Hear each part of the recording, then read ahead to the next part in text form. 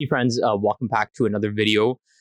We're here with the legend himself, Chris Keefer. He's a medical doctor who is a rising and prominent nuclear activist, nuclear advocate, and is making some huge impacts in the industry at large. So, Chris, it's been a while. I think we did this before, but I think officially this is the first time you're going to be featured on my podcast. Welcome. Hey man, it's great to be here, and I'm a big fan of your work as well. You've got a lot more of the vlogging vibes, which I love. And we did do a great tour of the McMaster research reactor together. And we did a high five on top of the gantry. And, we got... I think I had to jump for that one. Anyway, you did have to jump. And it sort of shook the gantry upon which the fuel elements are suspended. And I remember the guys being like, please don't do that again because you're going to scram our reactor. Yeah. So we've had some awesome times together. I think you're a great dude. So I'm looking forward to this. Thank you so much. And yeah, same goes here. Big fan of all that you do. So, man, start from the beginning. I think the story needs to be retold. You're a medical doctor. Yeah. I first heard of you a couple of years ago during COVID, and I think it was a CBC radio news channels talking about Pickering refurb. Mm-hmm. And so I was like, who is this doctor? Right? Because, doctors are usually, doing their own thing. Anti-nuclear. Yeah. Right. And that's like the history of it. Helen Caldicott, most famously. There's some well-meaning physicians out there in the era of atmospheric weapons testing, right? Which was scaring the crap out of people. The world had gone crazy, right? If you think about the number of nuclear bombs in the world, like in the 80s, like tens of thousands between the Soviet Union and America. And physicians, we take care of patients in our respective clinical environments, but we're also trained in something called upstream medicine. So social determinants of health. What makes people sick in the first place? Yeah, it's microbes. Yeah, it's, mutations in DNA that cause cancer, but there's a lot of things that impact those. And so we're trained to think that way. And these well-meaning physicians were trying to shut down the insanity of nuclear weapons testing. They succeeded. Yeah. There was a really interesting study. It was on milk teeth of toddlers, and they were finding strontium in them, right? And, trace amounts of these elements, and nothing that was significant in terms of causing physiologic harm, but that's a powerful thing. That's why, when we go through the power plant, that lead box that we have to put in for contamination, that's from lead mined before atomic weapons testing, because this stuff went everywhere. It's in insignificant amounts. But anyway, essentially physicians played a massive role in the ban on atmospheric nuclear weapons testing. And then, their ambitions were to eliminate nuclear weapons from the world. That's a geopolitical question. That's never going to happen, or it's very unlikely to happen, just in terms of game theory. But they turned their attention in a misguided way towards other aspects of the technology, the peaceful aspects, to the point that a lot of these people are against medical isotopes. Oh, wow. They're against it in the sense they think like cyclotrons can do it all, which ain't the case. I know. The Canadian Nuclear Isotope Council knows. But yeah, anyway, so that's the kind of legacy of physician activism. And folks like Helen Caldicott, she's received at least 20 honorary doctorates. When I was in my undergrad at Guelph, she got an honorary doctorate there, gave the speech where she said that nuclear plants release more carbon than, I'm not sure if it was a coal plant, but definitely a gas plant, because of all, there's so much cement that's poured, there's so much steel involved. And so this was my framing, right? Like I came from kind of the political left. Yeah.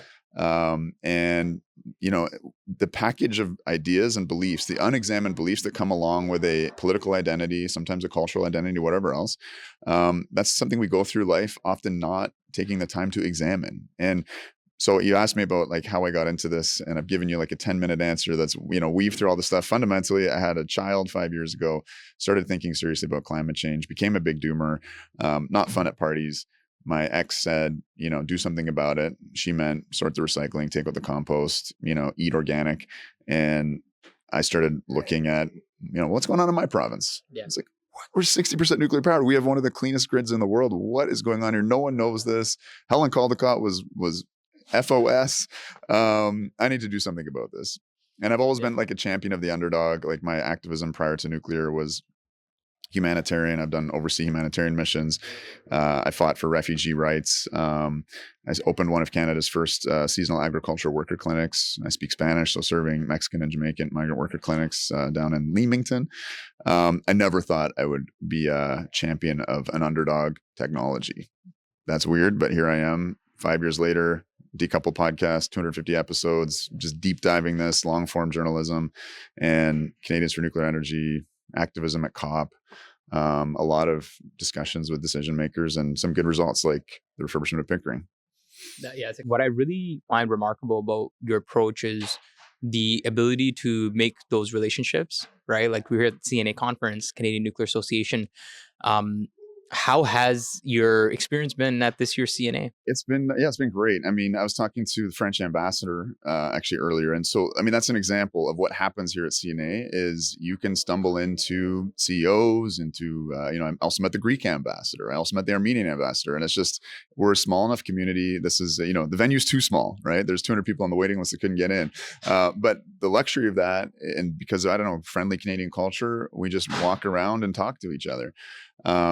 And that was something actually the French was saying was like, if, at our industry events, ministers particularly, like we had the blessing of Todd Smith's presence and the New Brunswick Minister of Energy, they're surrounded by an entourage almost of, bodyguard staffers, and they don't talk to each and everybody. Yeah. And so that's something that's really unique about this conference. It's, this is a representative conference. You see all of the major players. You can have fascinating conversations. And I've personally been able to pull on a lot of strands and just have a much deeper understanding. It just keeps deepening because I'm curious and fascinated by this very strange world that y'all live in. That's awesome. That's great. Like, yeah, tell me a little bit about Decouple, right? I love your podcast. I've been following for years now, right? And it's always, I'll go on my Spotify and check it out. I'm like, okay, what? It's Chris talking about next, right?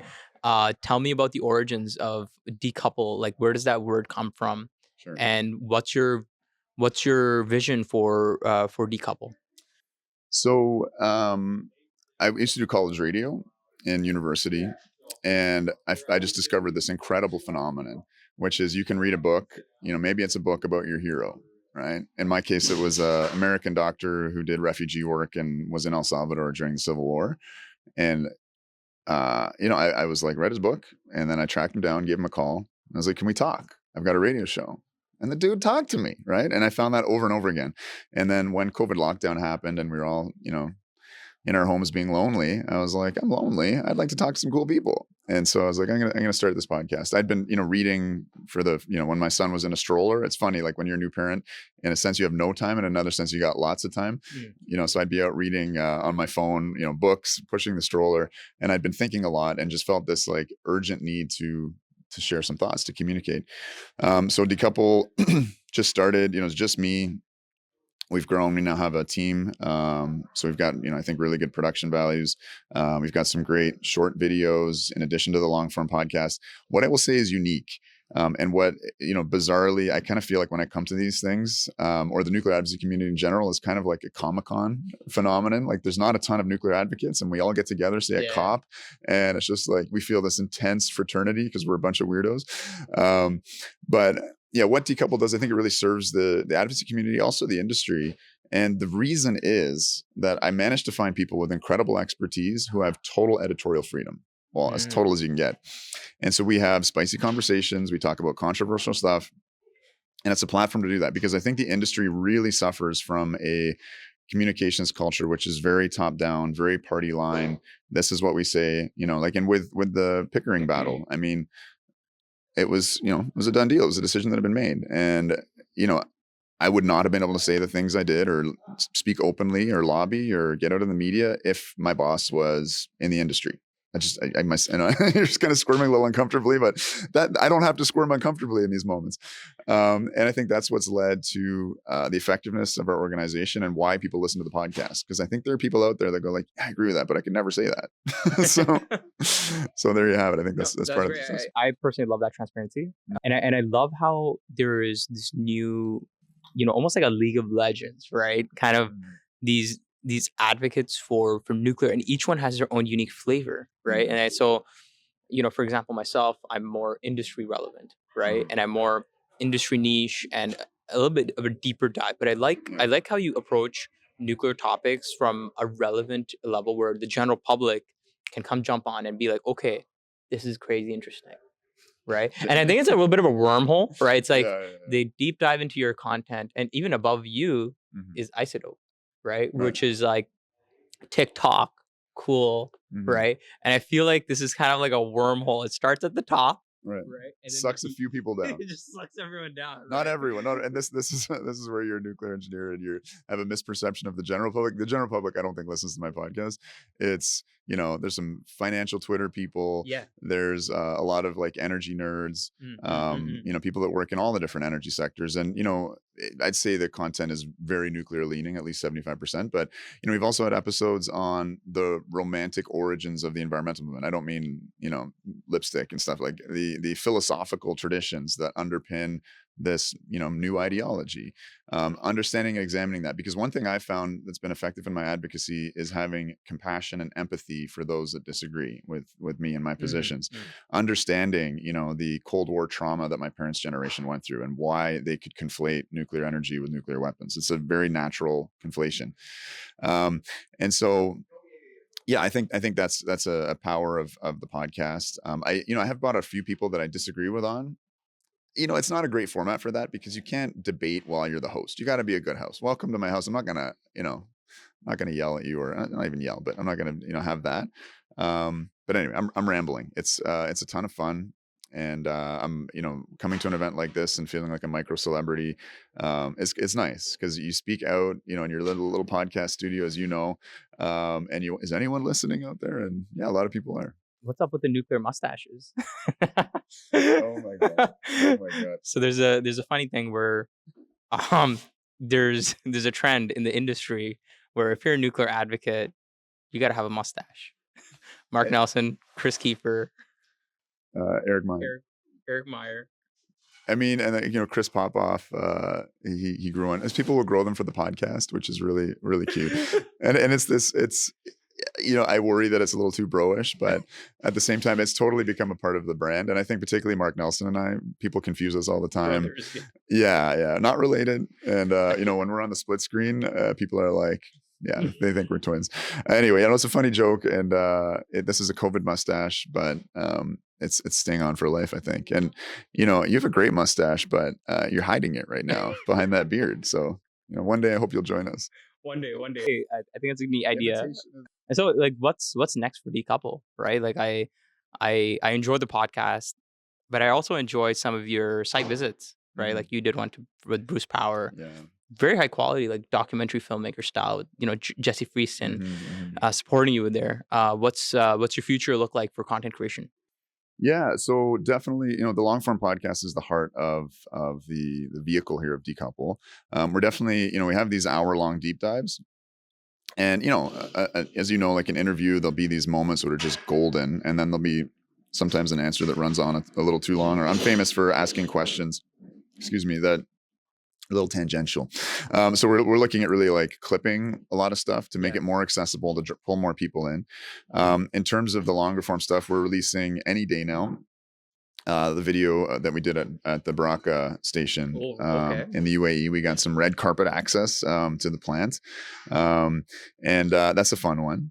And I think we'll continue to make more of that sort of documentary content. My initial vision for Decouple was like a full service media organization, and you know, having, again, as you were kind of saying, the gateway drug of like TikTok videos and then short form, you know, YouTube videos that then lead into you know, the longer form podcast, and just kind of bring people in that way. But you know, I'm also still a practicing physician, and being an editor is a lot of responsibility. Especially when people are making stuff, and if you're not up to date on saying, okay, I like that, I don't like that, and the finished product comes in and you say, oh, could you change that? Like, it's not how you make friends.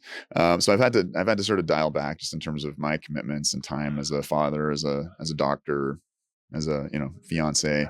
And so, yeah, I'm settling in on the podcast. You know, it's weird because fundamentally, you know, there was a podcaster, I didn't really listen to his stuff, but he had a podcast called like I think he still has it, My Climate Journey. And what I liked about it is it's like this guy on a quest, and I kind of feel that way. And really, you know, sometimes I don't chase the numbers. It's selfish because I'm just following my curiosities wherever they'll take me.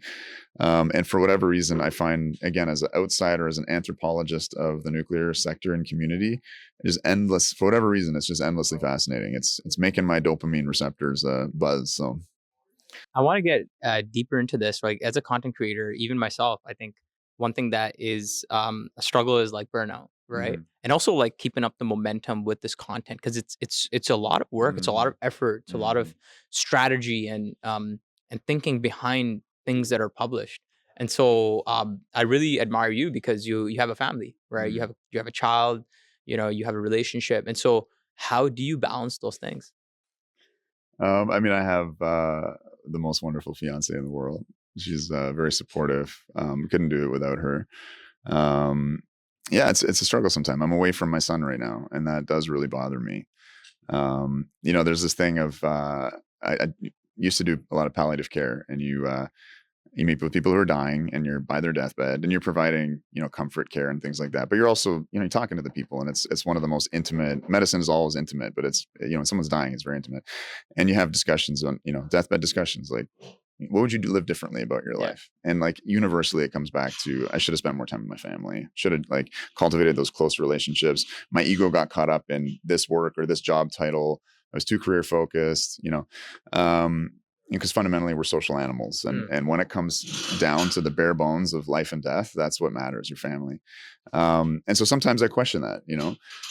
Definitely it's rewarding doing this work, feeling like I'm making good things happening. When we won the Pickering refurbishment battle, I really had a sense that on my deathbed I'm still going to be like, hell yeah, because thinking about the 3 or 4,000 people that work directly at the plant and the 3,600 full-time equivalent jobs tied into it, that feels really meaningful, that those people continue to have, and the story of nuclear is the human beings in it. There's fancy technology, there's there's razor wire on the fences, there's these humongous hulking concrete buildings. Healthcare is kind of similar. It's high tech. It's backed by pharmaceutical industry, medical device manufacturing industry, high risk, complex, but there's a human face to it. The doctors and nurses who look after you. Nuclear, the public doesn't see in, but it's a super inspiring story of human flourishing. Going up to Bruce County, an area that used to be very economically depressed, and seeing it's thriving, and just seeing the level of education that people are getting, either getting that outside of the job, obviously continuing to really develop it. It's just a place where it's just striving for continued excellence, and there's something in it for everybody. So that's bizarrely, again, one of the motivators, and something that keeps me from feeling the burnout too badly. That's great. That's a message that really resonates with me as well, right? Because it's the impact that you're making, and it's in a way we're a bit of pioneers in this age of social media. We're the first to really showcase to the public. Listen, these are the people behind these reactors. Mm-hmm, mm-hmm. That role is really special. It's and so yeah, I guess with that responsibility of having families, it's explaining that, right? That, hey, listen, we're sacrificing our time to make that impact. Mm-hmm. I had this great idea for a reality TV show, and it exists in another format. I forget what it's called, but I'll describe it and maybe some people will recognize it. I had this idea of take an anti-nuclear activist and put them in the household of put them in a nuclear family and have them live there for a week. Okay. Because I mean, this debate is getting less and less polarizing. I think 10, 15 years ago, it was vicious, right? But even with that, they would experience these everyday human beings that I think are doing really heroic work in terms of fighting climate change, keeping the air clean, making medical isotopes, and just seeing each other as human beings. And also, it'd be cool for a nuclear person to go and live in an anti-nuclear household. I think we need more of that. As I've matured, I would say one of the biggest things nuclear has taught me, I come from the political left, and generally speaking, I think the political left has a very poor understanding of energy and nuclear. It's not so much an engineering discipline anymore. It's the left has kind of left the factory floor and gone to university, humanities, which is fine. But as someone who was on the political left, I used to not listen to anything on the political right. But on the political right, there tends to be more people who run companies, who understand the built world, who are engineers, and they might understand energy really well. I'm going to listen to them.